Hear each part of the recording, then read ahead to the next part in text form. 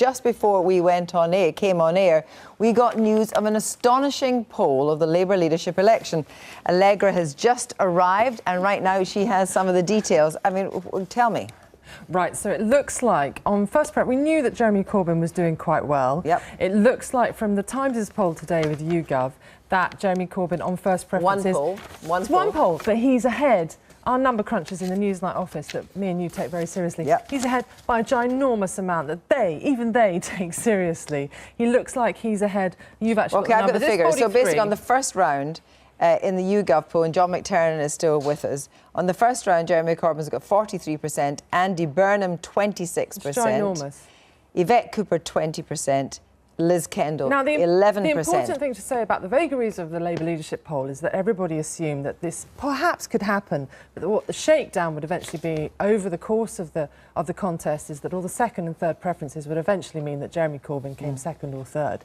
What we're seeing this evening is that actually you have in the runoff. Yep. So the runoff here means that in the end, what you would have would be a race, obviously, between Jeremy Corbyn, Andy Burnham, and Corbyn will be on 53%, yep. and Andy Burnham on 47%. This latter figure, the actual eventual result, is scary for the Labour Party, for some of the Labour people I've spoken to this evening, and no, John McTernan will say this, because no one thought, at the end of the day, Jeremy Corbyn would come first. The number the Times newspaper has this morning, or this evening and tomorrow morning, has him ahead. Now, this last number is the margin of error. Yeah. So that's a bit squeaky. Yeah. The first number, which is first preference, it's not squeaky at all. No. He is ahead by a country mile. Now, Labour people I've spoken to this evening say this is a necessary part of the process. Weeding it, shaking it down.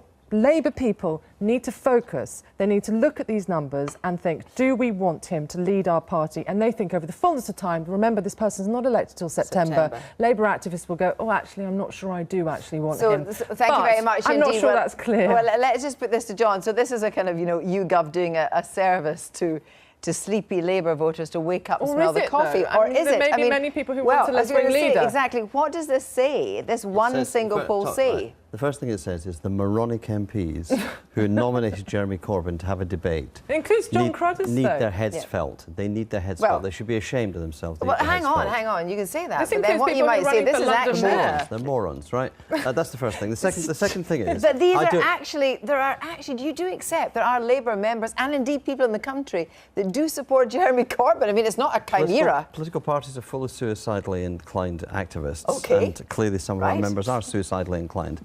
The reality is the largest single group, and I think I've not seen the figures for Don't Knows, one of the largest groups I know from all the campaigns. 20%. They say one of the largest groups of members out there are Don't Knows who are thinking about their holiday, not about the election result. Wait a minute. This though, these figures are disastrous for the Labour Party. There's no other way of describing it. Disastrous. And the consequence is that the other candidates for leadership have to decide who is the ABC candidate.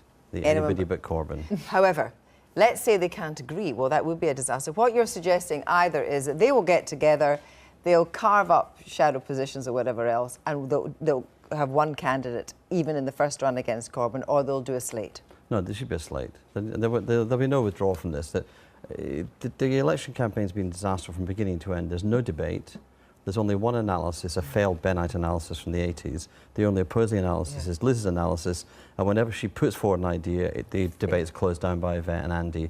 It's been the worst leadership campaign of many bad leadership campaigns I've seen in my lifetime. Thank you, John. But just finishing with you, Allegra, I mean, John says, and in fact, you see, of course, this is not a long way off, it's to September, but as John said, we've got intervening holidays where people don't actually have their eye on the ball.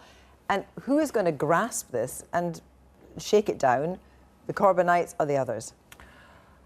I think the momentum appears to have gone from Liz Kendall's campaign, and she seemed to be the person who was the counterbalance to the Corbyn one. The other two are trying to scoop up the second and third preferences, and it seems to be a counsel for being very safe.